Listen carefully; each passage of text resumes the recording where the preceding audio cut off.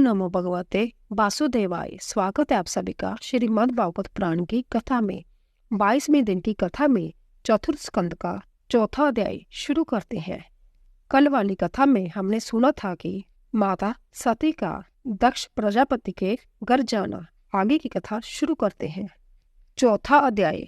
दक्ष प्रजापति ने कियो निज पुत्री अपमान, सती जग में जल मरी, सहो न मांस को मान। श्री मैत्रेय जी बोले, हे विदुर जी, सती के अपने पिता दक्ष प्रजापति के जहां जाने की प्रबल इच्छा देखकर शंकर जी ने विचारा कि यदि सती को न जाने दिया जाएगा तो जय प्राण त्याग देगी और जाने पर भी प्राण त्यागने की संभावना है। सती जी व्याकुल होकर कभी द्वार पर जाती तो कभी अंदर लौट जाती। वह अति चंचल हो उठी थी तथा अनमनी सी होने लगी थी। अपने सब जनों को देखने की प्रबल इच्छा के कारण उनके नेत्रों से अश्रु बहने लगे तथा शरीर कांपने लगा और शंकर जी की ओर रोषपूर्ण दृष्टि से देखने लगी, मानो उन्हें भस्म कर देगी। सती की यह दशा देखकर शंकर जी ने काल की गति को ही इसका मुख्य कारण समझा तथा होनहार प्रबल समझकर उन्होंने अपने हजारों सेवक तथा वाहनों सहित सती को दक्ष के जहां भेज दिया। भगवान शंकर के वाहन वृषभराज आगे आगे चल रहे थे तथा अन्य पार्षद अपने अपने वाहनों पर उनके पीछे चल रहे थे। सती बैल पर सवार थी। उनके साथ मैना पक्षी, गद, दर्पण तथा कमल इत्यादि क्रीड़ा की सामग्री थी। चवर, श्वेत शस्त्र, ददुम्बी, शंख, माला आदि सभी संगीत तथा नृत्य का सामान उनके साथ था। सती कुछ ही काल में अपने पिता दक्ष प्रजापति के जग में पहुंच गई।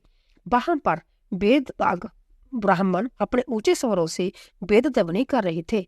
जग मंडप अनेकों प्रकार की सामग्री से संपन्न था। उसकी शोभा अद्वितीय थी। सती को देखकर उनकी माता और बहनें अति प्रसन्न हुई और गदगद कंठ से उन्हें छाती से लगाया। किंतु दक्ष प्रजापति ने सती को देखते ही कुदृष्टि करके मुंह फेर लिया। सती अपने इस अपमान को ना सह सकी। उन्होंने माता, मौसियों, बहनों तथा अन्य सब जनों के लिए दिए हुए उपहार कुछ भी न अच्छे लगे। जब सती जी ने यह जग मंडप में जाकर यह देखा कि जग में मेरे पति भगवान शंकर को कोई भाग नहीं दिया गया, तब उन्हें अति क्रोध आया। ऐसा प्रतीत होने लगा मानो उनके क्रोध से सब लोग नष्ट हो जाएंगे। दक्ष के इस अपनी अभिमान को तथा शिवजी के साथ किए हुए द्वेष भाव को वह अधिक ना सह सकी। सती जी के अपमान को देखकर उनके सेवक दक्ष प्रजापति को मारने के लिए दौड़े, किंतु सती ने उन्हें ऐसा करने से रोक दिया और वह जग में आकर इस प्रकार लड़खड़ाती हुई वाणी से बोली, हे पिताजी, इस संसार में भगवान शंकर से बढ़कर कोई देवता नहीं, इसलिए उनको देवाधिदेव महादेव कहते हैं। वह तत्वज्ञानियों में श्रेष्ठ तथा सबके प्रिय है। वह किसी प्राणी से बैर नहीं करते। हे पिताजी, आपके अतिरिक्त उनसे कोई भी शत्रुता नहीं करता। सत्पुरुष किसी के गुण देखकर कभी उनसे द्वेष नहीं करते और ना ही उसमें अवगुण ही देखते हैं। वह सदा गुणों को ही देखते हैं, उसके अवगुणों पर दृष्टि नहीं करते। वह ही श्रेष्ठ पुरुष है जो दूसरे के थोड़े से गुण को भी विशेष गुण मानते हैं। किंतु आपने उन सर्वशक्तिमान भगवान शंकर को दोषी ठहराया जो मूर्ख मनुष्य इस शरीर को ही आत्मा मान बैठता है। वह ही सदा महापुरुषों की निंदा करते हैं। महापुरुष उनके दोषों पर कोई ध्यान नहीं देते, किंतु उनकी चरण राज उन्हें संभव नष्ट कर देती है। भगवान शिव का इन दो अक्षरों का नाम संपूर्ण कल्याणों का करने वाला है। एक बार भी अन्याय से मुख से निकलने पर संपूर्ण पापों को उसी क्षण नष्ट कर देता है। किंतु ऐसे मंगल में भगवान शिव से आप शत्रुता करते हैं। आप अवश्य ही अमंगल से रूप है।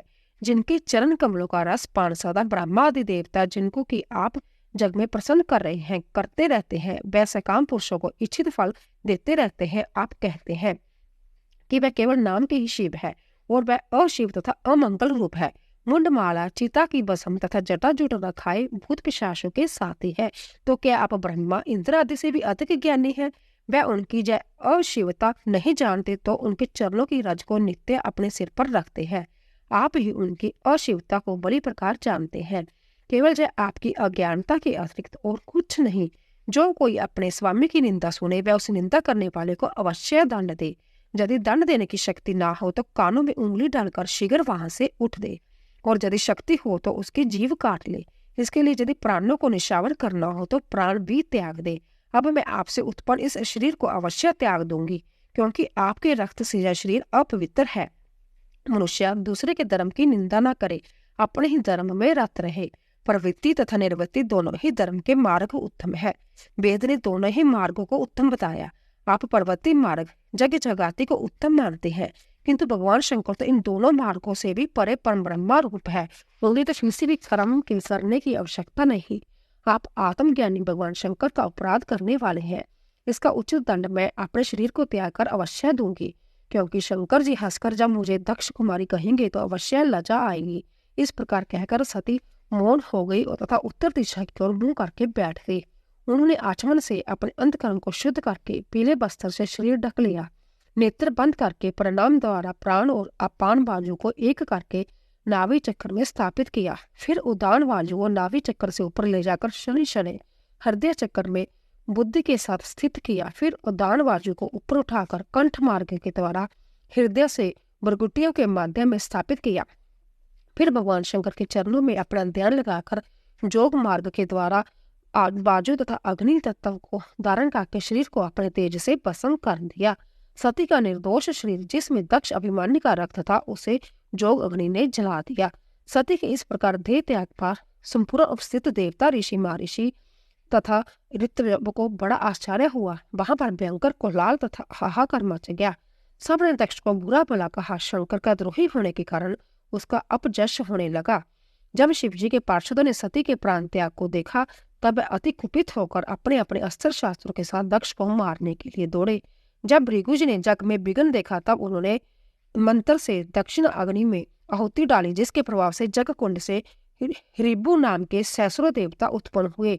उन्होंने ब्रह्मा तेज से चलती हुई लकड़ियां लेकर शिवजी के सेवकों पर आक्रमण किया और संपूर्ण सेवकगण उनके व्यय से इधर उधर भाग निकले। 5वां अध्याय। वीरभद्र ने जायकर कियो दक्ष जगनाश, शिवद्रोही का जगत में होवे इस विधि हास। श्री मैत्रेय जी बोले, हे विदुर, जब भगवान शंकर जी को नारद जी द्वारा सती के भस्म होने तथा उनके सेवकों को दक्ष प्रजापति के जग से भगा देने का समाचार मालूम हुआ तब उनके क्रोध का पारवार न रहा। उन्होंने अति क्रोधित होकर अपनी एक जटा को नोच डाला जो अग्नि तथा विद्युत के समान तेजमय थी। उसे नोच कर जट पृथ्वी पर पटका तथा भयंकर अट्टहास किया। उससे तत्क्षण एक विशाल काय भयंकर पुरुष प्रकट हुआ। उसका शरीर इतना लंबा चौड़ा था कि वह आकाश को छूता था। उसके सैसल भुजाएं थी, उसका श्याम रंग था तथा अग्नि के समान चलते हुए 3 नेत्र थे। उस पुरुष की दाढ़ें विकराल तथा अति तीक्ष्ण थी। उसकी लाल लाल जटाएं अग्नि के समान थी। कंठ में मुंडमाला तथा हाथों में अस्त्र शस्त्र थे। उसने प्रकट होकर भगवान भूतनाथ से पूछा, हे देवादिदेव, मुझे क्या आज्ञा है? तब भगवान शंकर ने कहा, हे वीरभद्र, तू मेरे अंश से प्रकट हुआ है, इसलिए मेरे संपूर्ण पार्षदों का अधिपति होकर शीघ्र ही दक्ष प्रजापति के जग में जा और उसे नष्ट भ्रष्ट कर दे। हे विदुर जी, भगवान शंकर की आज्ञा प्राप्त करके जह वीरभद्र तुरंत उनकी परिक्रमा करके दक्ष प्रजापति के जग की ओर हाथ में त्रिशूल लेकर दौड़े। उसके वेग को सहन करने में पृथ्वी असमर्थ थी। उसके सिंहनाद से सारा आकाश गूंज उठा। वह साक्षात सहकारी रुद्र थे।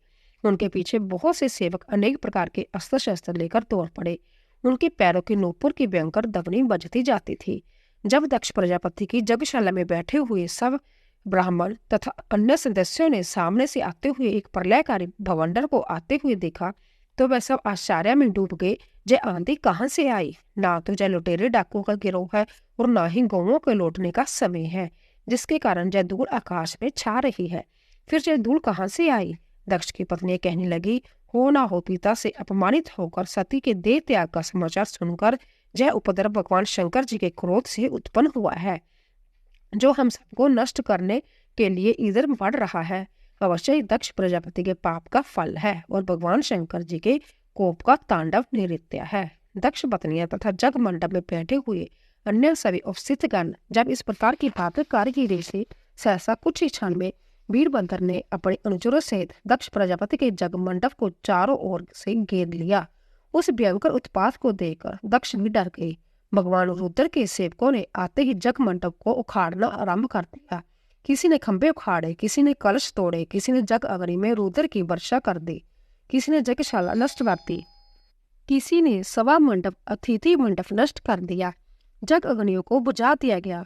किसी ने वेदी नष्ट भ्रष्ट कर दी, किसी ने स्त्रियों को डराया, किसी ने मुनियों को डराकर भगा दिया, किसी ने भागते हुए देवताओं को पीटा। मणिमान पार्षद ने भृगु ऋषि को पकड़ लिया। वीरभद्र ने दक्ष प्रजापति को बांध लिया। चंडिश ने प्रीषा को बांध लिया तथा नंदीश्वर ने बगदेव को बांध लिया। हे विदुर जी, भगवान शंकर के सेवकों की भयंकर मार से सब देवता ऋषि तप बाघ निकले, किंतु भृगु जी हवन करते रहे। वीरभद्र ने भृगु की दाढ़ी तथा मूछें उखाड़ ली, क्योंकि भृगु जी ने मूछ हिलाकर शंकर जी का अपमान प्रजापति की सभा में किया था। बगदेव को पृथ्वी पर पटक पटक कर उसकी आंखें बाहर खींच ली, क्योंकि बगदेव ने महादेव जी के विरुद्ध दक्ष को सैन देकर संकेत किया था। प्रीशा के दांत उखाड़ लिए, क्योंकि शिवजी को जब दक्ष ने बुरा भला कहा था तब वह दांत निकालकर हंसने लगा था। फिर वीरभद्र दक्ष की छाती पर चढ़कर उसका सिर अपने खंडक से काटने लगे, क्योंकि उसकी त्वचा बड़ी दृढ़ थी, वह तलवार से नहीं कटे। तब उन्होंने उसके कटे हुए सिर को जग की जलती हुई अग्नि में डाल दिया। जय देखकर सभी भूत प्रेत आदि अनुचर प्रसन्न होकर धन्य है ऐसा कहने लगे। वीरभद्र ने क्रोधित होकर संपूर्ण यज्ञशाला में आग लगा दी। उसको नष्ट भ्रष्ट करके शंकर जी के पास कैलाश को चले गए। 6वां अध्याय। गए बिरिंचेश्वर नाथ ले शंकर जी के धाम, कर प्रसन्न कैलाशपति पूरन कीने काम। श्री मैत्रेय जी बोले, हे विदुर जी, भगवान रुद्र के सेवकों ने जब दक्ष प्रजापति के जग को इस प्रकार नष्ट भ्रष्ट करके देवताओं के अंग प्रत्यंग भी नष्ट भ्रष्ट कर दिए, तब देवता लोग अति भयभीत होकर ऋतिवजों को साथ लेकर भगवान ब्रह्मा जी के पास गए। उन्होंने प्रणाम करके सारा हाल सुनाया। भगवान ब्रह्मा तथा श्री नारायण अंतर्यामी थे, वे भविष्य के फल को जानते थे। अंत वे दक्ष के जग में नहीं गए थे। देवताओं से दक्ष प्रजापति के जग विध्वंस सुनकर परम तेजस्वी ब्रह्मा जी बोले, हे देवताओं, शंकर जी परम समर्थ तथा महादेव है। ऐसे समर्थ्यवान से यदि कोई दोष भी हो जाता है तो उसकी अपेक्षा की जाती है। तुम लोगों ने भगवान शंकर को जगबाग न देकर उनका बड़ा अपमान किया। तुमको चाहिए कि भगवान शंकर के पैर पकड़कर उन्हें प्रसन्न करो, क्योंकि वह भोलेनाथ शिव शंकर है, अति शीघ्र ही प्रसन्न होने वाले हैं। दक्ष ने कटु वचन कहकर उनका अति अपमान किया। इस पर भी सती को अपमानित करके शंकर जी की प्रिय का उनसे वियोग करा दिया। यदि तुम जग को पुण्य यथावत आराम करके समाप्त करना चाहते हो तो उनसे समझ जांचना करो। यह जग तो क्या उनके क्रोधित होने पर सारा विश्व भी नहीं बच सकता। उनके प्रभाव से देवता तो क्या मैं भी नहीं जानता। देवताओं को इस प्रकार समझाकर ब्रह्मा जी सबके साथ भगवान शंकर के प्रिय धाम कैलाश पर्वत पर गए। उस कैलाश धाम पर अनेक प्रकार की औषधियां, तप, मंत्र, जोग इत्यादि निवास करते हैं। गंधर्व व अप्सराएं वहां पर नृत्य करती है। ठंडे व स्वच्छ जल के झरने नित्य जरते रहते हैं। जग तथा सिद्ध पत्नियों का वहीं क्रीड़ा स्थल है। वहां अनेक प्रकार के पक्षी, कोयल, मोर, भ्रमर इत्यादि गूंजते रहते हैं। वहां पर कल्प वृक्ष, पारिजात, मंदार, ताल, तमाल आदि के वृक्ष सदन छाया करते रहते हैं। चंपा, गुलाब, मौलशेरी, पन्नाग, इलायची आदि के सुगंधित पुष्प मीठी मीठी सुगंधी पाजु के द्वारा फैलाते रहते हैं। वहां पर अनेक प्रकार के बांडा, पशु, बानर, शुकर, सिंह, कृष्ण, मृग आदि स्वच्छता से घूमते रहते हैं। उस कैलाश पर्वत के चारों ओर नंदा, अलकंदा नाम की 2 नदियां बहती है। वहां पर जगराज कुबेर की अलकंदपुरी शोभामान है। वहां पर सुगंधिक नाम का वन अति रमणीय है। हे विदुर जी, उन नंदा तथा अलकंदा नदियों में रति को भी जाने वाली देवगानाएं अपनी प्रीतमों के साथ जल विहार करती है। उनसे कूचों से लगा हुआ कुमकुम धुल कर जल को पीला कर देता है तथा कुमकुम की सुगंधि से मिश्रित होकर जल को वहां पर आने वाले हाथी अपनी हथनियों के साथ प्यासे न होने पर भी पीते हैं। अलकापुरी के पश्चात देवगणों ने सुगंधिक वन को पार किया और उससे आगे भगवान शंकर जी का निवास स्थान एक वट वृक्ष दृष्टि आया। वह वट वृक्ष 100 योजन ऊंचा और 100 योजन में फैला हुआ था। वहां पर सूर्य की किरणें नीचे नहीं पहुंच सकती थी।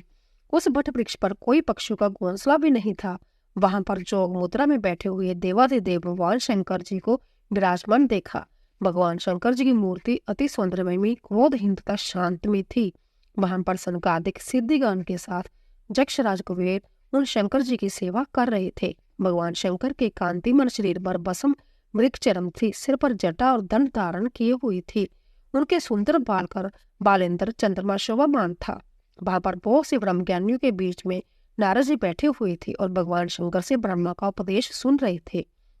भगवान शंकर का बायां चरण उनकी दाहिनी जांघ पर तथा उनका बायां हाथ बाएं घुटने पर था।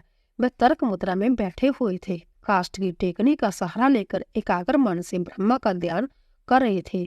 उसी समय देवताओं सहित पितामह ब्रह्मा वहां पहुंचे। उन्हें देखते ही भगवान शंकर उठ खड़े हुए और सिर झुकाकर उन्हें प्रणाम किया। शंकर जी के निकट बैठे हुए ऋषि महर्षि ने भी ब्रह्मा जी को प्रणाम किया। श्री ब्रह्मा जी नम्रता से बोले, हे देवादिदेव, मैं आपके प्रभाव को जानने में असमर्थ हूँ। आप पर ब्रह्मा हैं, जगत के स्वामी हैं। मकड़ी की भांति आप इस जगत रूपी जाले को फैलाकर उसे अपने में लीन कर लेते हैं। आप ही ने वैदिक कर्मों के विस्तार के लिए दक्ष को कारण मात्र बनाकर जग कराया था। जय संपूर्ण मर्यादा आप ही ने बांधी थी। हे देव, दक्ष के शुभ कर्म में जय अशुभ फल क्यों कर प्राप्त हुआ? हे देवादिदेव, आप यदि जय कहे कि जय मेरे क्रोध के कारण हुआ है, जय भी ठीक नहीं है। कोई की जय सारा बेशक आप में ही समाया हुआ है। आप में कभी भेद बुद्धि उत्पन्न नहीं होती। जो कामसक्त पुरुष है तथा अज्ञानी है, आप उन्हें भी नहीं मारते, क्योंकि वह तो संभय मरे हुए हैं। हे शंभु, आप ये जगत की माया कभी नहीं छूती। इस कारण कर्म मार्ग में असक्त पुरुषों के द्वारा कोई अपराध हो जाने पर भी आप कृपा ही करते हैं। आप जग पुरुष हैं, इसीलिए आपको जग का भाग पाने का पूर्ण अधिकार है। किंतु इस दो बुद्धि दक्ष ने आपको जग भाग नहीं दिया, इसी कारण से उसके जग का नाश हुआ। अंते मेरी आपसे जय प्रार्थना है कि आप इस अपूर्ण जग को फिर से पूर्ण करने की कृपा करें और दक्ष पुण्य जीवित हो उठे। भगदेव को पुण्य नेत्र प्राप्त हो जावे, भृगु को पुण्य दाढ़ी मूछ प्राप्त हो जावे तथा पूषा के दांत ज्यों के त्यों ठीक हो जावे। जिन जिन देवताओं के अंग भंग हो गए हैं, वह भी ठीक हो जावे। जग का शेष भाग आपका भाग होगा और उसी भाग से आप जग को पूर्ण कीजिए। बोलिए बांके बिहारी लाल की जय।